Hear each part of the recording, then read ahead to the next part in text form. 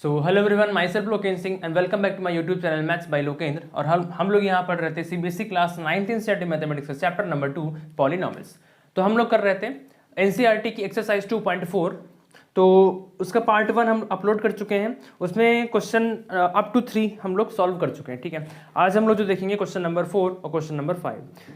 अब आप लोग सोच रहे होंगे कि सिर्फ 2 क्वेश्चन के लिए एक वीडियो क्यों। तो देखिए ऐसा है कि अभी तक हम लोग जितना भी first second and third question किए हैं उनमें हम लोग को सिर्फ फैक्टर थ्योरम अप्लाई करके चेक करना था कि अगर कोई डिवाइजर दिया हुआ है किसी डिविडेंड पॉलिनोमियल का, तो ये चेक करना था कि वो जो डिवाइजर है वो डिविडेंड का फैक्टर है या फिर नहीं, यानी कंप्लीटली डिवाइड कर देगा या फिर नहीं। किसका यूज करके? फैक्टर थ्योरम का यूज करके। ठीक है, तो ये देखा था। लेकिन अब जो हमारे पास जो अगले क्वेश्चन है उनका जो टॉपिक है क्या है? फैक्टराइजेशन। ठीक है, दोनों में फैक्टराइज करना है आपको। अब फैक्टराइजेशन जो है वो ऐसा टॉपिक है, इतना ब्रॉड टॉपिक है कि कहने के लिए तो है कि हाँ स्प्लिटिंग मिडिल टर्म एक कॉन्सेप्ट है, बस वो हम बता चुके हैं आपको ना इंट्रोडक्शन वीडियो में, तो है कि कंसेप्ट। लेकिन इतना ज़्यादा वैरायटी ऑफ क्वेश्चंस हैं कि उसी वीडियो में हम फैक्टर थ्योरम भी उसी वीडियो में फैक्टराइजेशन मान लीजिए कर तो देंगे, लेकिन फिर कुछ ना कुछ छूट जाएगा, है ना। तो इसलिए हमने सोचा कि फैक्टराइजेशन के लिए अलग से वीडियो बनाते हैं, है ना, जिसमें सिर्फ आपके फैक्टराइजेशन के क्वेश्चन रहेंगे।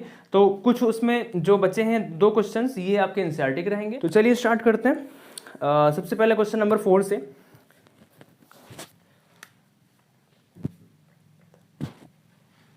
तो सोल्यूशन नंबर 4 है आपका, फैक्टराइज करना है। फैक्टराइज करना है और क्वेश्चन है 12x² - 7x + 1। ठीक है, अब ये क्वेश्चन है। अब देखिए हमने तरीका क्या बताया था। जिसको भी फैक्टराइजेशन नहीं आता है कि कैसे करते हैं, वो 2.4 एक्सरसाइज का इंट्रोडक्शन वीडियो जाके देख सकता है मेरे चैनल पर। हम उस वीडियो का लिंक डिस्क्रिप्शन बॉक्स में डाल देंगे।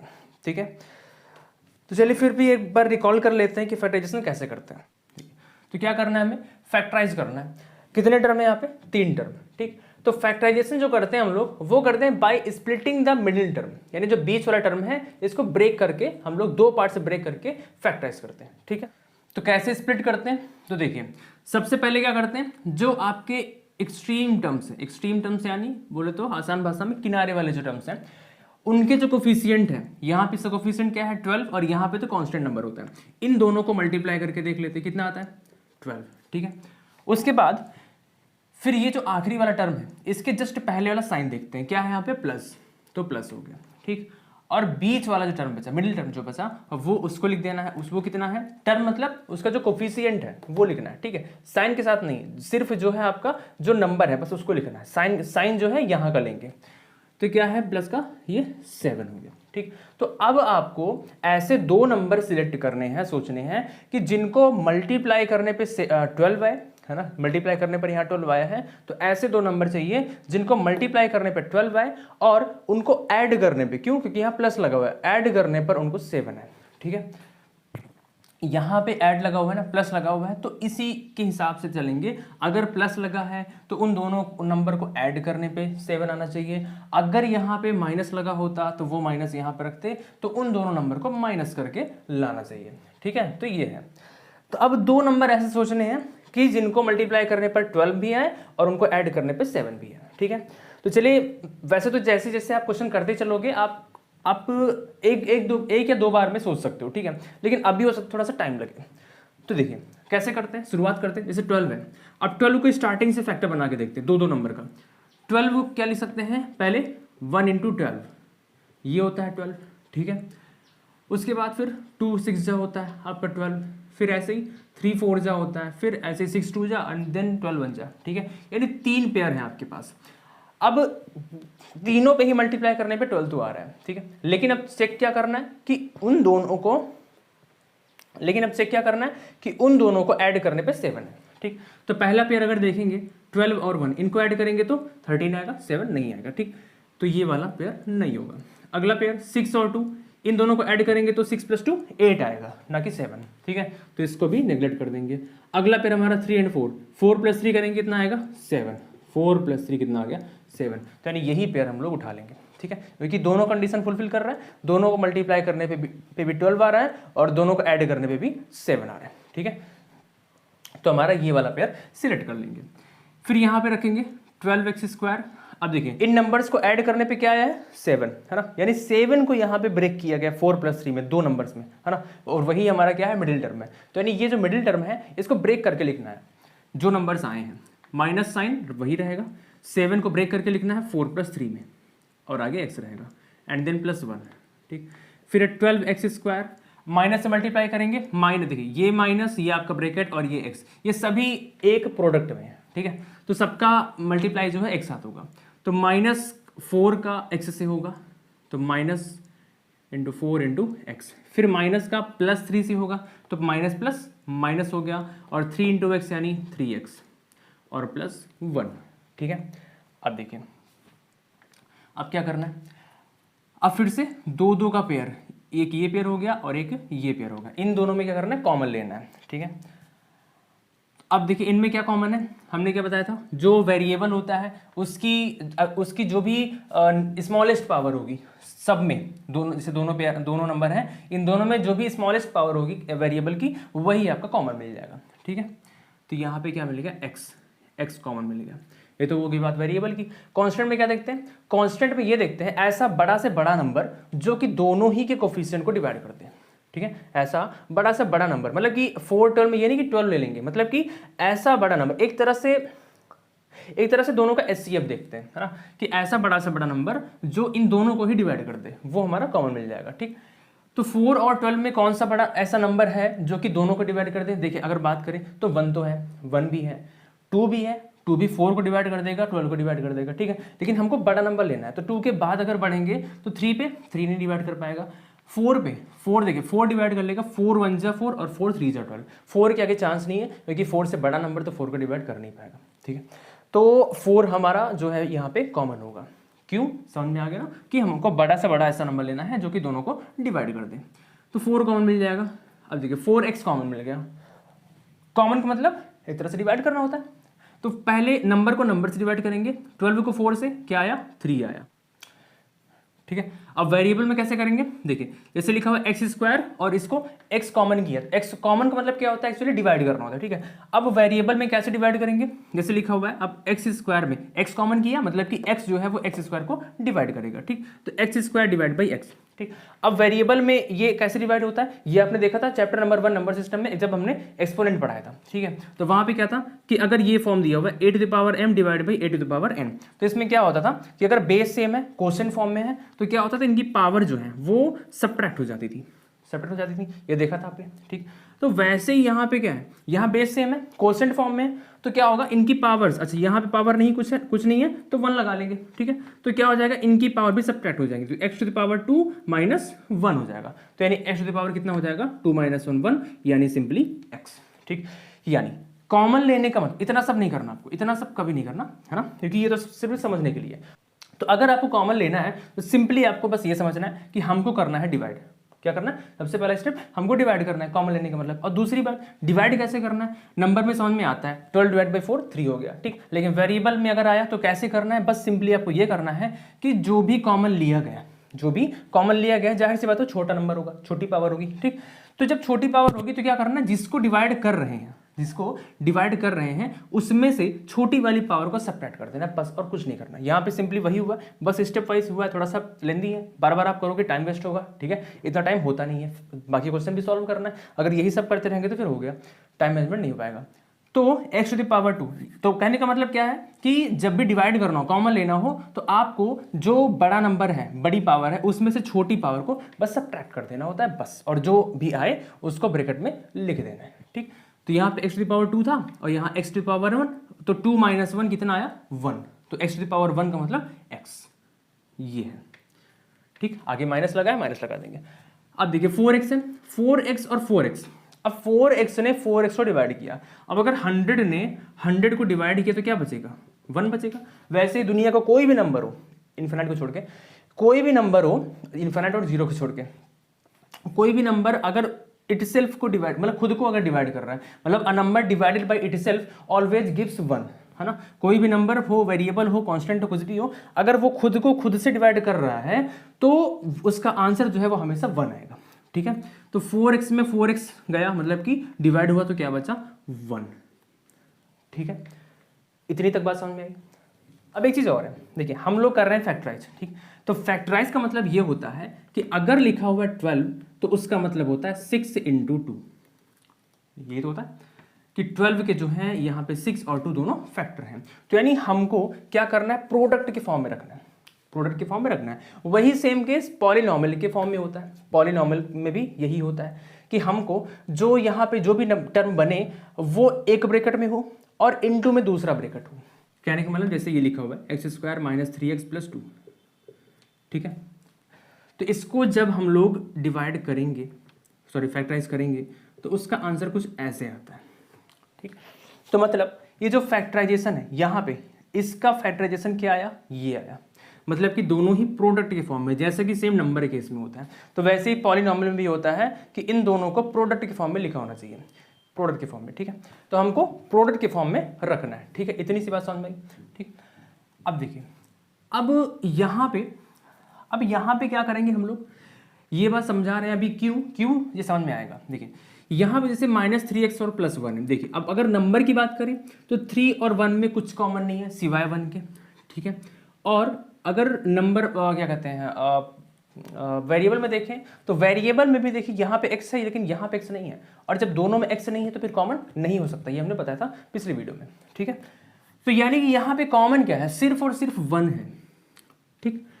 अब लेकिन बात ये आती है कि क्या +1 लिखें या फिर -1 लिखें, +1 लिखें या फिर -1 लिखें, तो वो कैसे डिसाइड हो। तो देखिए अगर हम आपको कह रहे हैं कि +1 लिखें, तो +1 लिखने में क्या होगा, अगर +1 आप लिख रहे हैं तो यहाँ से देखिए आपने 1 ही कॉमन किया है, 1 कॉमन करने का मतलब कि 1 से डिवाइड करना, तो 1 से डिवाइड अगर किया है आपने तो जो नंबर है वही रहेगा, 4 को 1 से डिवाइड करेंगे 4 ही रहेगा, ठीक। तो क्या बचेगा, साइन के साथ पूरा माइनस का 3x और ये प्लस का 1, ठीक है। अब देखिए, अब क्योंकि हमको बनाना रहता है फैक्टराइजेशन को फैक्टर के फॉर्म में, ठीक है। अब इसी में हम लोग क्या कर लेते हैं, एक बार -1 को मल्टीप्लाई करके देख लेते हैं, ठीक है। मतलब क्लियर हो जाएगा कि हमने माइनस कॉमन क्यों लिया है, प्लस कॉमन क्यों लिया है। तो यहां से हमने 1 तो कॉमन होगा ही, लेकिन इस बार माइनस साइन कॉमन कर लेते हैं, ठीक है। जरूरत आपको समझ में आ जाएगी कि हाँ हमने ये वाला कॉमन क्यों लिया। तो माइनस कॉमन किया, तो माइनस कॉमन करने पे क्या होता है, -1 है, 1 तो जो नंबर रहेगा वही रहेगा, ठीक है। लेकिन माइनस से डिवाइड करने पे क्या होता है, मल्टीप्लाई डिवाइड करने पे जो भी नंबर है उसका जो साइन है वो जस्ट रिवर्स हो जाता है, अपोजिट हो जाता है, ठीक है। तो -1 कॉमन किया तो क्या है, यहाँ पे नंबर्स वही रहेंगे, बस ये जो माइनस है ये प्लस में चेंज हो जाएगा, और प्लस को हम लोग लिखते नहीं है, ठीक है, ओके। आगे ऐसे ही +1 में, क्योंकि माइनस इस पेयर में हम लोग कॉमन लिए हैं, तो प्लस में जब कॉमन होगा तो 1 से 1 डिवाइड किया तो 1 ही आया, ठीक। और प्लस में माइनस से डिवाइड किया तो क्या आएगा, इसका भी साइन रिवर्स, तो क्या आ गया, -1 आ गया, ठीक है। अब इन दोनों केस में देखिए अब क्या होता है। अब देखिए अगर इस पूरे टर्म को देखें, है ना, इसको देखें पूरे, तो यहाँ पे देखिए 3x - 1 है, यहाँ पे 3x - 1 है। तो जैसे यहाँ पे कॉमन लिया था कि देखिए 2 का पेयर था, तो इनमें जो नंबर दोनों में मौजूद था उसको हमने कॉमन कर लिया सॉल्व करने के लिए, है ना। तो वैसे ही जब देखिए ये टर्म और ये टर्म दोनों में ही है, तो इसको बार बार क्यों लिखें, इसको एक बार कॉमन करके बाहर कर दें, ठीक है। तो कॉमन कर लेते हैं, तो 3x - 1 कॉमन कर लिया, पूरा टर्म बाहर होगा, ठीक है। ये -1 लिखा हुआ है, -1, ठीक। तो जब ये टर्म गया तो यहाँ क्या बचा, 4x, ये तो चला गया। ऐसे ही यहां से भी ये टर्म चला गया, तो क्या बचा, -1, ठीक। बस यही है आपका फाइनल आंसर। कैसे, ये जो लिखा था 12x² - 7x + 1, ये इसको फैक्टराइज करने के बाद ये किस फॉर्म में आ गया, एक टर्म इंटू दूसरा टर्म, एक टर्म ये है और प्रोडक्ट में साथ में दूसरा टर्म है, यानी 2 टर्म का प्रोडक्ट आ गया। और देखिए हमने वही बताया था कि जैसे कोई नंबर लिखा है तो वो अगर उनको 2 नंबर्स या 2 से ज़्यादा नंबर्स के प्रोडक्ट के फॉर्म में लिख दिया जाए तो वो उसके फैक्टर होते हैं, ठीक है। और यहाँ पे भी इस केस में बताया था पॉलिनॉमियल में कि जब कोई पॉलिनॉमियल को 2 नंबर्स के 2 टर्म्स के फैक्टर के फॉर्म में लिख देते हैं तो वो भी क्या होता है, इनके फैक्टर्स होते हैं। और फैक्टराइजेशन का यही मतलब ही होता है कि हम गिवन पॉलिनॉमियल को या गिवन नंबर को प्रोडक्ट ऑफ नंबर्स या प्रोडक्ट ऑफ टर्म्स के फॉर्म में लिख सकें। तो यानी ये जो है यही हमारे क्या है, इसके फैक्टर से, क्योंकि प्रोडक्ट के फॉर्म में है, तो ये 3x माइनस 1 और 4x माइनस 1 ही हमारे क्या हैं, इस पॉलिनॉमियल के फैक्टर हैं। अच्छा, इस केस में क्या होता, देखिए ये जो हमने यहाँ पे प्लस कॉमन लिया था, इस केस में ये दिक्कत होती कि हमारे पास ये और ये कॉमन न मिलते, क्योंकि देखिए यहाँ पे 3x माइनस 1 है और यहाँ पे माइनस 3x प्लस 1 है, ठीक। तो यहाँ पे कॉमन न मिल पाता, और जब कॉमन न मिल पाता तो फिर देखिए फैक्टर फॉर्म में ना आ पाता, क्योंकि कॉमन लेने के बाद ही देखिए फैक्टर फॉर्म में आया, है ना। तो कहने का मतलब ये है कि अगर हमको फैक्टर बनाना है, अगर ध्यान समझिएगा, अगर हमको फैक्टर बनाना है तो हमको ये जो दोनों ब्रैकेट्स है ना, ये ब्रैकेट और ये ब्रैकेट, इन दोनों में सेम चीज रखनी पड़ेगी। बहुत ध्यान सुनने वाली बात है कि अगर हमको फैक्टर बनाने हैं, फैक्टराइज करना है, हम चाहते हैं कि हमारा फैक्टराइजेशन कंप्लीट हो, तो हमको यहाँ पे जो दो ब्रैकेट हैं इन दोनों में same term, same sign, same number, सब कुछ एकदम ऑलमोस्ट सिमिलर बनना चाहिए। सिमिलर क्या, एग्जैक्टली वही बनना चाहिए, ठीक है। नहीं तो क्या होगा कि हमारे पास ये कॉमन नहीं मिल पाएगा, और जब कॉमन बाहर नहीं निकल पाएगा तो हमारा फैक्टर नहीं बनेगा और फैक्टराइजेशन हमारा गलत हो जाएगा, ठीक है। तो ये चीज़ है कि हमने जब देखा कि 3x माइनस 1 यहाँ पे बन रहा है, तो इस तरह से देखिए, अभी तो हमने क्या कर लिया कि एक बार प्लस कॉमन करके देख लिया, एक बार माइनस कॉमन करके देख लिया, लेकिन अब हमको ऐसा नहीं करना है। अब हमको इस तरीके से बनाना है कि हमको पता हो गया कि हमको दोनों ब्रैकेट में सेम चीज़ बनानी है, तो जो चीज़ यहाँ बनी है वही चीज़ यहाँ बननी चाहिए, ठीक है। तो अब अगर उस तरीके से करके देखें तो देखिए यहाँ 3x माइनस 1 था, यहाँ क्या था, माइनस 3x प्लस 1 था, ठीक। तो दोनों में अगर देखें कि डिफरेंस क्या है, तो यहाँ प्लस 3x था, यहाँ माइनस 3x है, यहाँ माइनस 1 है, यहाँ प्लस 1 है, यानी सिर्फ साइन का डिफरेंस है। साइन जस्ट रिवर्स थे, तो जस्ट रिवर्स थे, तो रिवर्स को सीधा करने के लिए क्या करेंगे, जैसे कोई चीज़ उल्टा है तो उल्टा को सीधा करने के लिए क्या करेंगे, उसके एक बार और उल्टा कर देंगे, है ना। देखिए जैसे मार्कर है, ठीक है, ये भी क्या है, उल्टा है, ठीक। अगर हमको सीधा करना है तो हमको एक बार और इसको उल्टा कर देना होगा, बस एक बार उल्टा कर दिया तो सीधा हो गया। कहने का मतलब कि यहाँ पे माइनस था, अब माइनस दोनों में क्या था, साइन का चेंज था, अपोजिट थे, तो हमने एक बार क्या कर लिया, माइनस कॉमन कर लिया। तो जब माइनस कॉमन कर लिया तो फिर जितने भी साइन थे वो फिर से रिवर्स हो गए, और रिवर्स होने के बाद क्या आ गया, हमारे जो भी साइन हमको चाहिए थे वो वही साइन हमको मिल गया, ठीक है। तो ऐसे होता है, तो ध्यान बस यही रखना है कि जो यहाँ पे बना हुआ है, जो टर्म जो साइन, वही टर्म साइन हमको यहाँ पे चाहिए, ठीक है। चलिए नोट कर लीजिए, फिर आगे बढ़ते हैं। सेकेंड क्वेश्चन है 2x square plus 7x plus 3, ठीक है। अब देखिए फिर से एक्सट्रीम टर्म्स को देखेंगे, किनारे वाले नंबर क्या है, 2 और 3, 2 इंटू 3 करेंगे कितना आएगा, 6 आएगा। यहाँ पे साइन इसका देखेंगे, प्लस क्या है, प्लस, और नंबर क्या है 7, ठीक। दो नंबर ऐसे जिनको मल्टीप्लाई करने पे 6 और ऐड करने पे 7, ठीक है। तो 6 को पेयर बनाएंगे, 1 इंटू 6, 6 1 जा होता है, 2 3 जा होता है, फिर अगर 3 2 जा और 6 1 जा, ठीक है। पहला पेयर पकड़ेंगे, 6 और 1 इनको ऐड करेंगे, क्योंकि मल्टीप्लाई करने पे 6 तो दे ही रहा है, उसी के फैक्टर में बनाए हैं, तो दोनों को क्या करना है, ऐड करके चेक करना है 6 7 आ रहा है कि नहीं आ रहा है। तो 6 और 1 दोनों को ऐड करेंगे, कितना आएगा, 7 आ गया। तो मतलब बस यही पेयर काम है। आगे वैसे भी चेक करेंगे, 3 + 2 क्या आएगा 5, और वो हमको लाना नहीं है, हमको क्या लाना है, 7 लाना है। तो 6 + 1 7, तो यानी 6 और 1 का पेयर हमारा काम में आ जाएगा, ठीक है। तो 6 7 जो लिखा हुआ है कैसे, 6 + 1 के फॉर्म में, ठीक है। ऐसे इसको ब्रेक कर लेंगे, तो हो जाएगा 2x स्क्वायर प्लस 7 में हो गया 6 + 1 इंटू x एंड प्लस 3, ठीक है। तो 2x स्क्वायर प्लस 6 इंटू, यहाँ पे सारे प्लस हैं, प्लस में रहे कोई दिक्कत नहीं है, माइनस में दिक्कत होती है। तो 6 into x 6x plus 1 into x यानी x एंड प्लस 3, फिर से पेयर बनाएंगे और दोनों में कॉमन करेंगे। देखिए 2 और 6 में कॉमन क्या है, 2 कॉमन है, 2 कॉमन कर लिया। एक्स स्क्वायर एक्स में छोटी पावर वाला कौन है, x है, कॉमन कर लिया। डिवाइड करेंगे नंबर से नंबर को, 2 1 जा 2 खत्म, 1 बचा। एक्स स्क्वायर में x डिवाइड करेंगे तो क्या है, पावर 2 है, और यहाँ पे क्या है, पावर 1 है। क्वोशिएंट में डिवाइड में क्या होता है, पावर सब्ट्रैक्ट। तो 2 में 1 गया 1, x की पावर 1 यानी x। अब 1 तो क्या आया, नंबर से 1 आया और वेरिएबल से x आया, तो 1 इंटू एक्स, तो 1x तो लिखते नहीं है, सिंपली x लिखते हैं, ठीक। प्लस यहाँ पे 6 को 2 से डिवाइड करेंगे 3, x को x से डिवाइड करेंगे 1, 3 1 जा 3, ठीक। प्लस अब यहाँ पे प्लस x में, यहाँ x है, यहाँ x नहीं है, x कॉमन नहीं मिलेगा। यहाँ 3 है, यहाँ 1 है, दोनों में कॉमन क्या है, कुछ नहीं, सिर्फ 1 है, तो 1 कॉमन कर लेंगे। माइनस का लोचा है ही नहीं, क्या बचा यहाँ पे, 1 है तो जो नंबर है वही रहेगा, प्लस है तो जो साइन है वही साइन रहेगा, x + 3, ठीक है। अब देखिए x+3 दोनों में है, दोनों में कॉमन मिल जाएगा, तो x+3 कॉमन हो गया। क्या बचा यहाँ पे 2x, और यहाँ से गया तो क्या बचा 1। आ गया फैक्टर हमारे x+3 इंटू 2+1, यही हमारा आंसर। ठीक, थर्ड पार्ट है 6x² + 5x - 6। ओके, चलिए अब एक आया माइनस वाला। सबसे पहले एक्सट्रीम टर्म्स को, कोफिशिएंट को 6 × 6 मल्टीप्लाई करेंगे तो 36 आएगा। ठीक है, अब देखिए, अब यहाँ पे साइन हमेशा लास्ट वाला साइन देखते हैं, तो क्या है यहाँ पे माइनस लगा हुआ है, माइनस, और नंबर जो है जिसको ब्रेक करना है मिडिल वाले को, तो वो नंबर क्या है 5।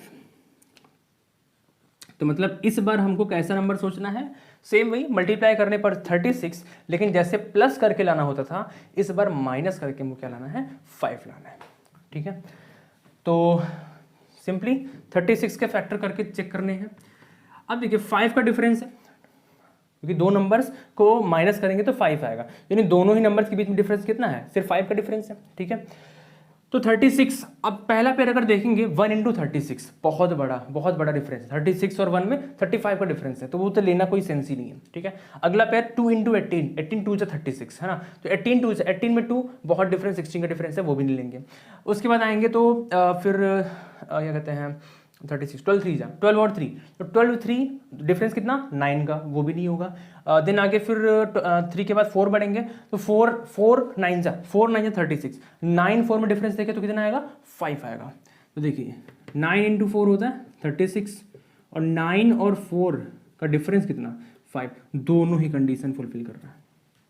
ठीक है, कि मल्टीप्लाई करने पे 36 आ रहा है। चेक हमको यहाँ से ही करना है, ऐसे हम लोग नहीं सोच पाएंगे। यहाँ से मत शुरू कीजिएगा कि कौन से ऐसे दो नंबर है जिनको हम माइनस करें तो 5 है, उससे तो बहुत सारे नंबर मिल जाएंगे, लेकिन फिर अब आपको चेक करना होगा कि 36 जो है वो मल्टीप्लाई करने पे आएगा कि नहीं आएगा। ठीक है, तो आपको शुरुआत करनी सबसे पहले कहाँ से, यहाँ से मल्टीप्लाई से, जो नंबर है हमारा जिसको मल्टीप्लाई करके चेक करना है। ठीक है, तो वहाँ से आप फैक्टर बनाएंगे पहले ऐसे ही, फिर जितने फैक्टर्स हैं दो का पेयर करके उन सबको चेक करते चले जाना है कि माइनस करने पर या प्लस करने पर क्या आएगा। ठीक है, तो ऐसे करना है। तो पहले ये फैक्टर निकाल के चेक करने हैं, उसके बाद उनको डिफरेंस या फिर उनका समेशन करके चेक करना है। ठीक है, तो यहाँ पे 9 और 4 आ गया, तो 9 में 4 गया 5, तो जो 9 और 4 हैं वही हमारे पेयर जो हैं वो काम के हैं। ठीक है, तो 6x² + 5 को स्प्लिट किया है किसमें 9 - 4 में, तो 9 - 4 × x, आगे -6। ठीक है, 6x²। अब देखिए +9 × x कितना, प्लस का 9x, आगे प्लस इंटू 4 का साइन क्या है माइनस, क्योंकि 9 का साइन क्या था प्लस था, तो प्लस आ गया। अब प्लस इंटू माइनस कितना माइनस हो जाएगा, और इंटू 4 × x, तो 4x हो जाएगा -6।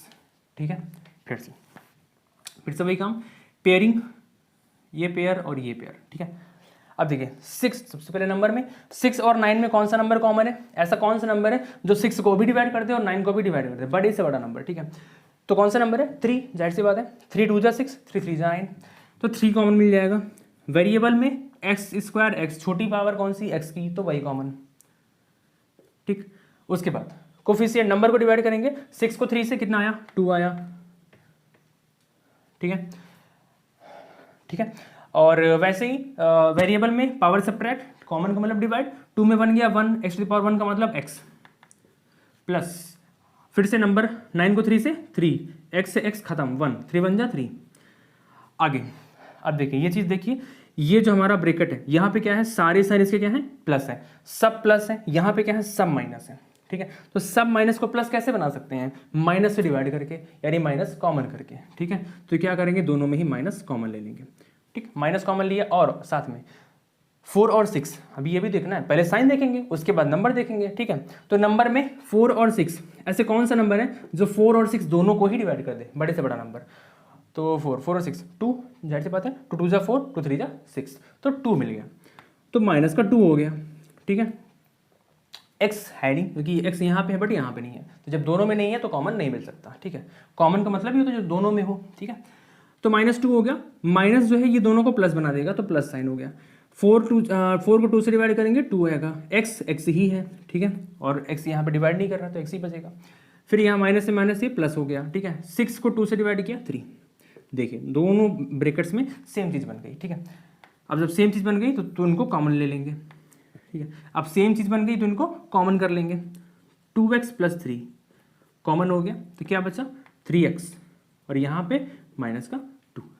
ये हो गया आपके फैक्टर्स ऑफ गिवन पॉलिनोमियल, ठीक है। तो ये हो गया, नोट कर लीजिए। फिर आगे बढ़ते हैं। फोर्थ पार्ट, 3x² - x - 4, ठीक है। इसको कैसे करना है, वैसे ही एक्सट्रीम टर्म्स जो हैं इनको मल्टीप्लाई करना है। 3 × 4 कितना आएगा, 12 आएगा, ठीक है, ठीक है। और यहाँ माइनस माइनस है, ठीक है। यहाँ पे x, अच्छा जब x है सिर्फ ऐसा नंबर होता था, जब x है तो जो इसके साथ जो कोफिशिएंट है 1 वो हिडन होता है। 1 × x जनरली लिखते नहीं है, बट जहाँ पे कुछ नहीं कोफिशिएंट है वहाँ पे 1 मान लेते हैं, ठीक है। तो यानी यहाँ पे जो हमारा नंबर है वो 1 है, तो ये हो गया 1। तो अब आपको दो नंबर ऐसे चाहिए जिनको मल्टीप्लाई करने पे 12 आए और माइनस करने पे 1 आए, ठीक। अगर आप ध्यान से सोचेंगे देखेंगे तो यही नंबर आपके हैं। कैसे, देखिए 3 4 × 12 तो आ ही रहा है, और 4 में 3 सब्ट्रैक्ट करेंगे तो क्या आएगा, 1 आएगा। तो यही पेयर तो मिल गया हमारा। 4 में 3 माइनस करेंगे तो 1 आ गया, तो यही पेयर तुम्हारे काम का है। इनको माइनस करने पे 1 आ रहा है, वही चाहिए हमको, मल्टीप्लाई में तो 12 आ ही रहा है, ठीक है। तो 4 - 3 हो गया। तो जहाँ पे हमारा 1 है इसको लिखना है 4 - 3, ठीक, और इंटू x - 4, ठीक, 3x²। अब देखिए एक एक नंबर को मल्टीप्लाई करेंगे, माइनस इंटू 4 इंटू एक्स, 4 का साइन प्लस है तो माइनस प्लस माइनस हो जाएगा और 4x हो जाएगा, ठीक। आगे माइनस और 3 का साइन क्या है, माइनस है, तो minus into minus plus 3 into x, ठीक है, तो 3x हो गया, ठीक। अब देखिए अब पेयरिंग करेंगे, ये ऐसे, ठीक। अब देखिए 3 और 4 में कुछ कॉमन, कुछ नहीं कॉमन, सिर्फ 1 कॉमन है, ठीक है। अगर कुछ नहीं होगा आगे तो 1 लिख देंगे, नहीं तो 1 नहीं लिखेंगे, x के साथ 1 नहीं लिखते हैं। x² और x में छोटी पावर x कॉमन, नंबर है नहीं तो 3 ही रहेगा, डिवाइड नहीं हुआ है तो 3 रहेगा। x² और x, तो x बचेगा जैसे पीछे था, माइनस यहाँ पे 1 था, है ना, तो 1 मतलब 1 है तो 4 को 1 से डिवाइड करेंगे तो 4 रहेगा, और x को x से डिवाइड, खत्म, 4 × 1 = 4। अब देखिए यहाँ प्लस 3x है और माइनस 4 है, ठीक है। 3x का साइन प्लस है, 4 का साइन माइनस का है, वैसे ही यहाँ पे बना हुआ है, 3x का साइन प्लस है और 4 का साइन माइनस है, तो यानी हमको साइन रिवर्स नहीं करनी, तो यानी हमको यहाँ पे प्लस ही रखना है, ठीक। कुछ कॉमन 3 4 में कुछ नहीं कॉमन, x भी नहीं कॉमन है, अब जब x कॉमन नहीं है तो फिर 1 लिखना ही पड़ेगा। यहाँ पे x था तो 1 नहीं लिखा था, ठीक है। तो क्या बचा 3x, क्या बचा -4, दोनों में common 3x - 4 bracket, 3x - 4 common हुआ, क्या बचा x और +1, यही आपके फैक्टर हो गया, ठीक है। चलिए इसको भी नोट कर लीजिए, क्वेश्चन नंबर 4 सॉल्व हो गया।